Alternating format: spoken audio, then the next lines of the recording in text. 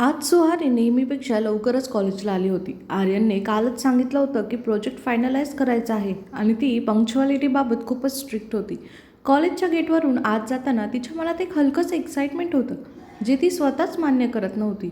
तो येणार आहे, कदाचित आज तो माझ्याशी बोलणार आणि छान कामही होणार, असं तिच्या मनात येत होतं. ती लायब्ररीच्या बाजूला उभी राहून त्याची वाटच पाहत होती. 5 मिनिटं गेली, 10 मिनिटं, 15 मिनिटं. आर्यन कुठेच दिसत नव्हता. तिची मनाची छलबिछल होत होती. ती तिथेच शांतपणे बाकावर बसते. कदाचित त्याला काही काम असेल, असं ती स्वतःच्या मनाला समजवत राहते. पण मनात एक छोटासा धक्कासुद्धा होतो. मीच जास्त एक्सपेक्ट करते का?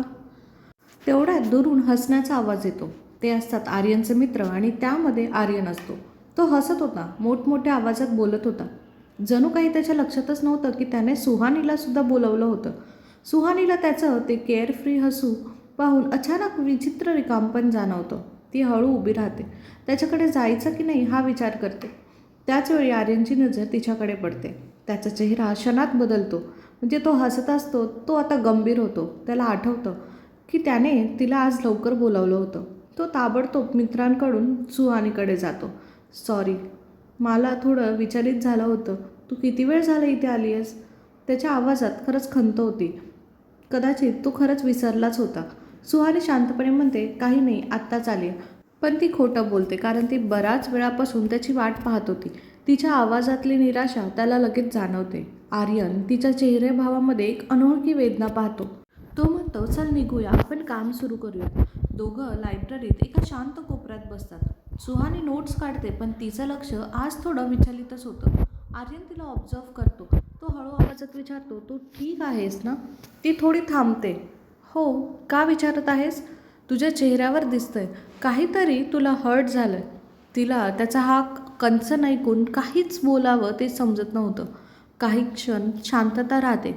शेवटी ती हळू आवाजात म्हणते, मी वेळेवर आले होते, पण तू तू तुझ्या मित्रासोबत हसत होतास. मला वाटलं कदाचित तू विसरलायस. आर्यनचं मन आता शांत होतं. तो हलकासा श्वास घेतो आणि म्हणतो, माफ कर. खरंच मला विसरायचं नव्हतं गं, पण मी ना गोंधळून गेलो होतो. तेव्हा मी तुझ्यासोबत जे काही अनुभवतोय ते नवीन आहे गं. त्यातून पळण्याचा प्रयत्न करतोय कदाचित. म्हणजे त्याला माहीत होतं की सुहानीला आपण लवकर बोलवलंय, तरीही तो लेट आला होता. हे ऐकून सुहानीला थोडंसं चकित व्हायला होतं. तिचं हृदय थोडं धडकायला लागतं. हे काय बोलतोय तो? हा माझ्यासाठी काहीतरी फील करतोय का? ती स्वतःला सावरत म्हणते, आर्यन, मी तुला काही फोर्स करत नाहीये. फक्त तू बोलवलंस म्हणून मी आले, इतकंच.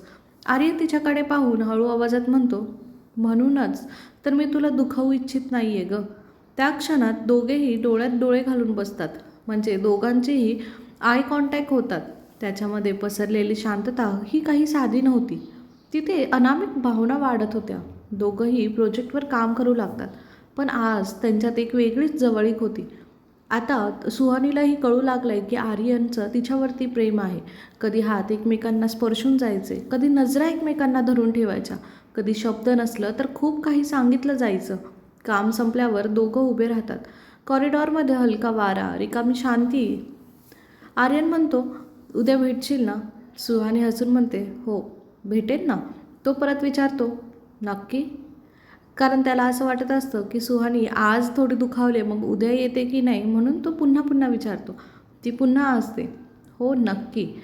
आर्यनच्या मनात आता थोडं स्थिरावतं आणि सुहानीच्या मनातही काहीतरी उलगडतं. ती निघत असताना आर्यन मनात म्हणतो, मी तिच्याशी का अटॅच होत चाललो आहे? हे खरंच सेफ आहे का? म्हणजे मी करतोय ते बरोबर आहे ना? तर इकडे सुहानीसुद्धा मनात म्हणते, मला भीती वाटते. पण तो जवळ आला ना की मला खूप शांत वाटतं. त्या दिवशी शब्दाने जरी काही कबूल केलं नव्हतं, तरी मनाने पहिल्यांदा एकमेकांना स्पर्श केला होता. एक हलकासा, गोंधळलेला पण गोड स्पर्श होता तो. जर व्हिडिओ आवडला असेल तर नक्की लाईक, शेअर करा आणि पुढचा भाग बघायला विसरू नका. कारण याच्यानंतर त्यांचा प्रपोज, नंतर त्यांचं लग्न, हे सगळंच असणार आहे.